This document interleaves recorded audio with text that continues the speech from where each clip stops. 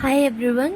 So in this video I'm going to teach you some vocabulary words with also short memory tricks so that you can retain that word for a longer period of time, and also whenever you want to use that word वो आपको उस trick के through आपको बहुत easily आ जाएगा याद। तो हम लोग ऐसे वोकैबुलरी वर्ड्स का यूज़ करेंगे जो हमारे कॉम्पिटिटिव एग्जाम में बहुत ही ज़्यादा रिपीट होते हैं। Exams like SBI, IBPS, PO और क्लर्क और SSC और एनी अदर गवर्नमेंट एग्जाम और MBA exams. So let's start learning words one by one. तो हमारा पहला वर्ड है लूसिड।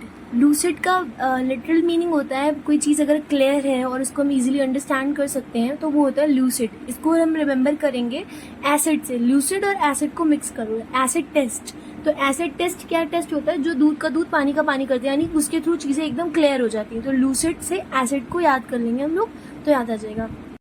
नेक्स्ट वर्ड है सेरेप्टिशियस। सेरेप्टिशियस मतलब होता है कोई सीक्रेट या कोई ऐसा चीज जिसे हम रिवील नहीं कर सकते हैं, दैट थिंग इज सेरेप्टिशियस। इसको याद कर सकते हैं हम लोग wrap in tissues. Surreptitious wrap in tissues, यानी कोई चीज को अगर हम टिश्यूज में रैप करते हैं यानी अब उसको हम रिवील नहीं कर सकते, it's a secret.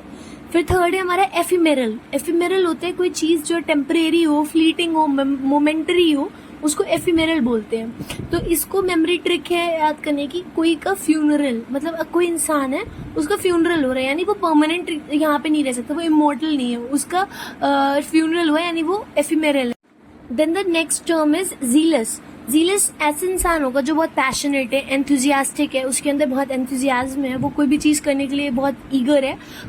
So we can remember this word by jealous, यानी अगर कोई इंसान बहुत पैशनेट है, बहुत एंथुजियास्टिक है, वो कोई काम को करता है तो बाकी लोग उससे जेलस होते हैं। तो इसको हम ऐसे याद कर सकते हैं, people get jealous from jealous.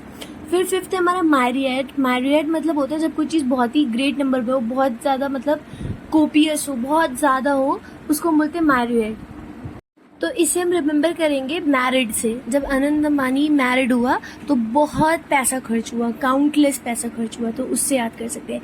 फिर नेक्स्ट है फॉर्चुटस। तो इसका मतलब होता है जब कोई चीज़ अनएक्सपेक्टेड हो, एक्सीडेंटल हो, अनइंटेंशनल हो, तो उसको हम बोलते हैं फॉर्चुटस। तो इसको हम याद कर सकते हैं फॉर्च्यून से। फॉर्च्यून यानी हमारा लक। लक क्या होता है? वो एक्सपेक्टेड नहीं होता है, बहुत ही मतलब अनएक्सपेक्टेड चीज़ें हो जाती हैं। कोई लकी होता है, कोई अनलकी होता है, तो इससे हम फॉर्चुटस को याद रखेंगे। अब नेक्स्ट वर्ड है हमारा हैपलेस। हैपलेस का मतलब होता है कोई अनलकी है, अनफॉर्चुनेट है, तो वो हैपलेस है। इसको मेमोराइज करना बहुत इजी है। होपलेस या हेल्पलेस से हम याद कर सकते हैं। कोई हेल्पलेस है या होपलेस है यानी उसकी किस्मत साथ नहीं दे रही, यानी वो अनलकी हो गया। फिर जक्सटापोज। जक्सटापोज की स्पेलिंग क्लियर नहीं होगी, इट्स JUXTAPOSE। जक्सटापोज मतलब होता है जब हम किसी चीज को कंट्रास्ट करते हैं, कंपेयर करते हैं, तो बोलते हैं we are juxtaposing this with this. तो so for remembering juxtapose we will memorise it with the word appose. इसमें अपोज आ रहा है ना, अपोज किस चीज को करेंगे? जो कंट्रास्ट एक दूसरे में रखते हैं, जिनको हम कंपेयर करते हैं, तो उसे हम जक्सटापोज करेंगे। Then ninth word is lethargic. Lethargic मतलब होता है जो कोई स्लगिश है, लेजी है, उसमें एनर्जी नहीं है, तो वो लेथार्जिक है। इसको मेमोराइज कर सकते हैं। पहले एक बच्चा साइकिल चलाता था तो वो एक्टिव था, बट अब उसके पापा ने बोला लेथार, लेथार और तुझ कार चला, तो मतलब इससे हम याद कर सकते हैं कि अब वो जब कार की आदत होगी तो उसकी साइकिल की छूटी और वो लेजी हो गया, तो इससे लेथार्जिक रिमेंबर करने में आसानी है।